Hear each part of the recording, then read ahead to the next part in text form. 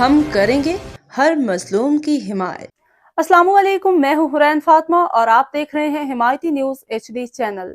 نظر ڈالتے ہیں آج کی اہم خبروں پر۔ کراچی ڈسٹرکٹ سینٹرل بلال کالونی پولیس کی بڑی کارروائی۔ صبح سویرے موٹر سائیکل چھیننے والا انتہائی مطلوب 10 رکنی ڈکیت گینگ کے 2 کارندے مقابلے کے بعد گرفتار۔ SSP سینٹرل کے مطابق زخمی حالت میں گرفتار ملزمان کا تعلق بین صوبائی غلاموں رند گینگ سے نکلا۔ دوران تفتیش اہم انکشافات ملزمان لاڑکانہ جیکبآباد کے رہائشی ہیں۔ گینگ درجنوں افراد پر مشتمل ہے۔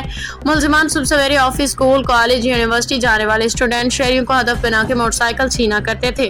ملزمان ڈسٹرکٹ سینٹرل کے مختلف علاقوں میں 125 سے 150 100 موٹر سائیکل چھیننے کی درجنوں وارداتوں میں مطلوب ہیں، اور اس کے علاوہ ملزمان کا گروہ انتہائی چالاکی سے موٹر سائیکل چھیننے کے بعد ہسپتالوں کی پارکنگ ایریا پہ اپنا لاک لگا کے گاڑی کھڑی کیا کرتے تھے۔